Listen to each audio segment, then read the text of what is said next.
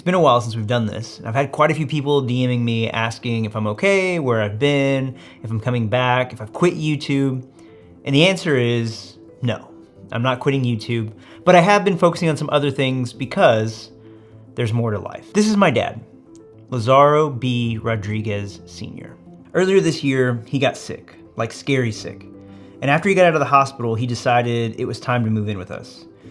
And since he's moved in, a lot of my nights look like this, where I'm standing in his doorway talking about life, race cars, or whatever Dallas team is frustrating him that day. And these conversations have given me perspective.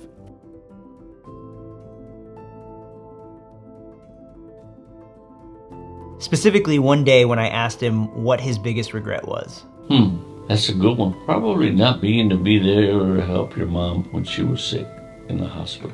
Everything else is secondary. I mean, I worked hard. I worked 2 jobs to give you everything. I've done everything I want to do. I had everything. I think we had a good life. But the only thing that I regret is that the doctors didn't let me be there with your mom when she was sick before she passed away. I think that's my biggest regret. Because everything else is just material stuff. Because I can't bring her back. You know, I can't go buy her. I can't go do nothing. You know, so I think that's my biggest regret. And this got me thinking. The average life expectancy of males in America is 74.8 years. So if we look at it from birth to death, 74.8 years, that means Dad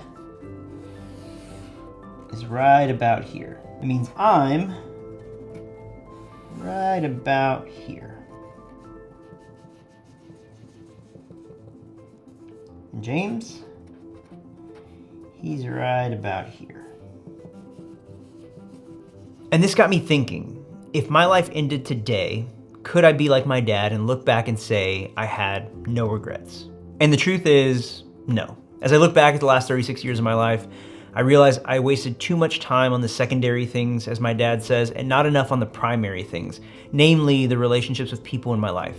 Now, there's nothing I can do about these 36 years. But these, I can do something about. So I took a break from making content to focus on what I needed to change in my life to make sure that I don't waste the next however long I have of my life. Now, this is not meant to be a self-help. This is not a, hey, if you do these things, your life is gonna be amazing. This is simply what I've been working on changing in my life and what that means for content going forward. The first thing I had to do was reclaim social media. Am I gonna look back one day and be glad that I spent so much time arguing with strangers on the internet? Or worrying about if this video or this photo is gonna get enough likes or enough clicks? No. So I had to reclaim social media. And the whole reason I started making content was because I was excited about the people that I got to meet, the relationships I was making, and the cool things I got to be a part of, the things I got to see and learn. It was really about capturing my journey and not so much about what social media has become. I wanna get back to doing more of that. So there will still be gun content going forward, but there will be more than just that because we're complex creatures. We enjoy more things in life aside from guns, and I wanna show more of that from my life specifically because I know some of you guys are into it, like with watches and overlanding and cars and whatever else I get to be a part of. So the 2 things that are gonna shape the content I put out are 1, things that matter to me, things that I think are important, or 2, things that I think will add value to you guys. The second big change I've made in my life over the past few months has been being present where I am. Over the last few years, a question I've got a lot is how do you grow community? How do you build community in your area? Now, specifically, they're talking about the shooting community and how do you find like-minded people, but this applies to any kind of community. And for me, I have this simple equation. It's you need a common goal and consistent meeting.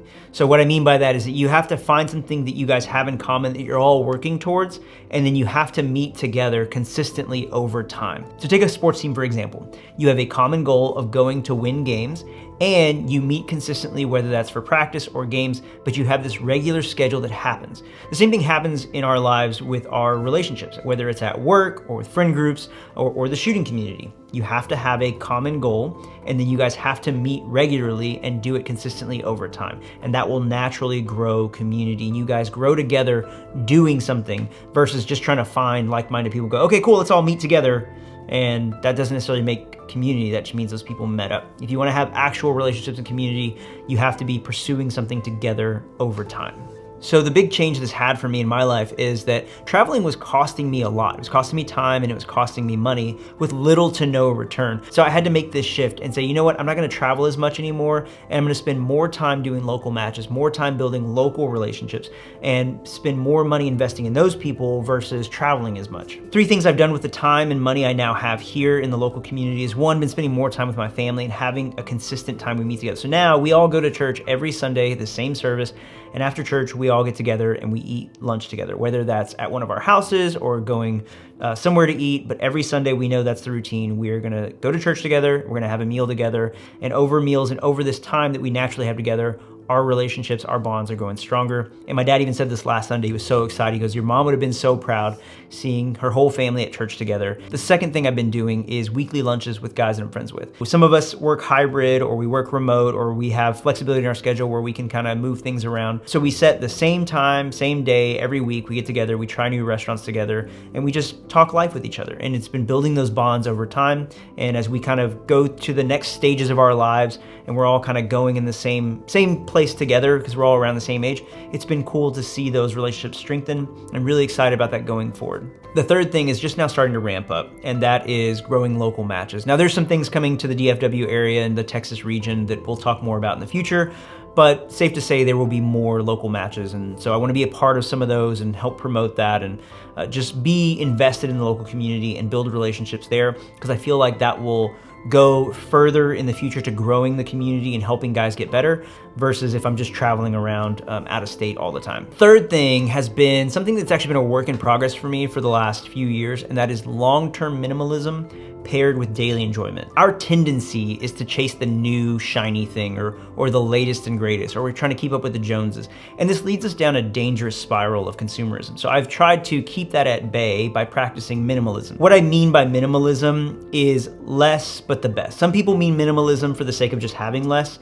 I prefer the definition less but the best. The analogy I like to use is, would you rather have 50 $1,000 cars or one $50,000 car? And if you think about it practically, like, where are you gonna store the 50 cars? What kind of shape are they in? Do they have a bunch of issues you're gonna have to fix with them? You know, they're probably not in the best shape. They probably have a lot of mileage. It's gonna cost you more in the long run because you gotta have a place to store them, all the upkeep, all the gas, all the insurance, all the registration. It's just too much, right? Versus doing the one $50,000 car is gonna cost you less in the long run, and you're probably gonna enjoy driving it more, and you're gonna enjoy driving it daily. Now you may look at that and go, well, that's ridiculous, because who's gonna have 50 $1,000 cars sitting outside their house? Of course it's gonna be the one $50,000 car. But when you take that same mindset and you apply it to clothes or shoes or guns, it starts to make a lot more sense. Now, where the daily enjoyment part comes in is, if I'm gonna have less but the best, I'm only gonna invest in things that I use consistently on a daily basis. So, like, I wear a lot of black t-shirts, so I found a t-shirt that I really like, and I buy just those branded t-shirts. Now they do cost a little bit more, but they've lasted me longer. They don't fade. They don't get the holes in the middle that everybody gets when they EDC. Things like that make sense to me. Caveat to that, if you are a gun collector or that's your thing, that's your jam, that's cool. Joe is a gun collector. He has a really cool gun collection. I know because I've seen it, and I've got to shoot some of those guns. But if that's you, that's cool. I'm not saying having collection of things isn't nice or okay. I'm just saying, for me, by minimalizing things in my life, it reduces stress and it reduces the amount of money I spend on things. Because for me, if I buy a bunch of guns, I'm gonna put lights on all those guns, I'm putting optics on all those guns, I gotta buy a bunch of mags for those guns. If it's a pistol, I gotta buy holsters. If it's a rifle, I gotta buy sling. So, you know, and then you gotta buy ammo for all of them, especially if they're like a weird cartridge. And for me, that's like added stress, because yeah, I bought a gun, but all the things I've got to go with it is going to cost me more in the long run. So that means more work, more stress for those things. And that applies to everything in our lives, right? So the more clothes we have, you know, it creates more stress because now you got to have more space to store the clothes. You got to have more ways to organize the clothes. And it just, again, it snowballs and adds up, ends up costing you more in the long run. And so I try to keep things at bay, or try to keep consumerism at bay, by practicing this minimalism of things that I enjoy the most daily. So like my Forerunner, my guns, you know, camera gear, stuff like that. Stuff that I'm using consistently, I don't mind spending a little bit more money on. If it's something I don't use a lot, I don't spend a lot of money on it. The fourth thing is staying in my 3-foot world. Now, I don't remember exactly which SF cool guy said this, so I'm just gonna attribute it to my favorite SF cool guy, which is Bruiser. Now, again, this is another work in progress for me. This is something I've been working on for the past couple of years, and I've gotten better at it, but it's still a bit of a struggle. And the idea, the concept is, when you're rock climbing, you only can reach 3 feet in any direction, right? So what's way above you or what's way below you or to either side is out of your control. That is not something you can deal with, not something you can reach. So you stay in your 3-foot world. What is the next spot I can reach? What is the next thing that I can do that I can tangibly have an impact on? And we apply this to life. There's a lot of things we stress and worry about. We get anxious about things that don't really matter or that are outside of our control. And we end up wasting time and energy worrying about those things that we can't control. So for me, what ends up happening is I end up getting paralyzed into not making a decision, or I end up getting clouded judgment to where I make a bad decision or an inauthentic decision based on what I think is gonna happen down the road or something that I'm worried about. So a prime example of this is YouTube, and Joe and I have talked about this quite a bit. Like, one of the things I can't control is how I'm perceived over the internet, but what I can control is the way I communicate here. I can control the quality of videos, I can control thumbnails, titles, what I talk about. Those things are inside of my control. Maybe a more tangible thing for our community is shooting long range. I can't control what the bullet does downrange, but what I can control is my data. I can control my wobble zone. I can control my position, my breathing, my trigger press, my sight picture, my hold. There's a lot of things I can control that will give me a better chance of making a hit downrange, but ultimately, once it leaves the barrel, it's outside of my control. I can't do anything about the wind. If a gust picks up, if the wind swirls, if a bird flies up from behind a bush and hits the bullet, which I've seen happen in a match, I can't control any of those things, right? If a spotter makes a bad call and they miss it, they miss an impact, I can't control that. I can only control what is in my 3-foot world, so that's what I try to focus on. And you can apply this to a lot of things, right? Like, so finances. Can't control what's gonna happen in the stock market. Is it gonna crash? Are we gonna hit a depression, a recession? I don't know, but we can make wise financial decisions. We can invest consistently over time. We can make sure we're not wasting money on things that we don't need. Like, those things are in our control. Kids, for example, like, I can't control the decisions my son makes when he's at school, but I can control what he does here in the way he responds to different situations, and walking with him through those things, disciplining him, teaching him. All those things will help lead and shepherd him into making the right decision when he's not here and who he ultimately becomes, but I can't control those things. So I stay in my 3-foot world and I focus on the things that I can control. Last thing is planning for my death with a singular focus. Now, this is gonna get a little bit morbid, a little bit dark, but death comes for us all. We know that. So I want to plan for my death with a singular focus. Now, everybody's singular focus is gonna be different. For some people, it's being the greatest basketball player of all time, the greatest golfer of all time, the greatest whatever of all time.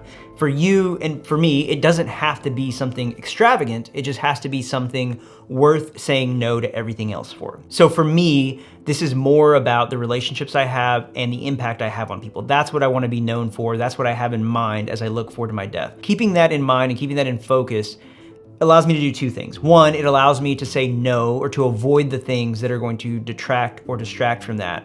And it allows me to say yes to the things that are gonna move the needle. Because I know where I wanna be or who I wanna be known as at the end of my life, it allows me to kind of reverse engineer my life so that the daily decisions I make, the big decisions, the small decisions, whatever it is, I'm able to look at it and go, okay, is this moving me closer to being that person, or is this gonna take away from that? And that makes it super easy for me to make decisions and go, yeah, I don't wanna go do that thing, or yes, that 100% is a worthwhile investment. So being home more and traveling less is easy for me to look at and go, because yeah, what's most important is the relationship I have with my family, with my son, and being able to enjoy the last years I have with my dad. Yes, super easy decision. Also, getting opportunities in a career. Hey, you know what? I might get an opportunity to make more money at this job, but that's gonna take me away from my son and I'm gonna see him a lot less. Is that a worthwhile investment? Probably not. So I'll probably say no to that job, which I've done so that I can spend more time with him. I make less money and it means I have to be more wise about financial decisions I make, but it means that I get more time with him, and that's something that I can never purchase back. So it makes it super easy for me to look long-term and make decisions. And again, for you, if you're looking at applying this for your life, your singular focus doesn't have to be something big or extravagant. It just has to be worth saying no to everything else for. And that could be just being a good dad, being a good husband, being good at your job, whatever it is, so long as you're okay with saying no to everything else to achieve that thing. So those are the changes that I've made over the last few months that have course corrected me to hopefully making the most of however much time I have left. But also it has me really excited about content I'll be putting out going forward. And as I said earlier, the content is gonna expand, and I hope that you will stick around as the content expands into other things. There will still be a lot of gun content, but I wanna venture into other things and show more of my life. So I hope you stick around for that. And if you don't, Thank you for being a part of it thus far. So go make the most of your days. Make sure you hit like and subscribe. Karate chop that bell so you get notified every time I upload a video, and I will see you guys in the next one. What's something that you feel like you got 100% right? That if you had the chance to go back and change it, you wouldn't? Marrying your mom. That's 100% right. Since the first day I saw her. And she was the one. I got that 100% right. And everything else that came after that was just a blessing.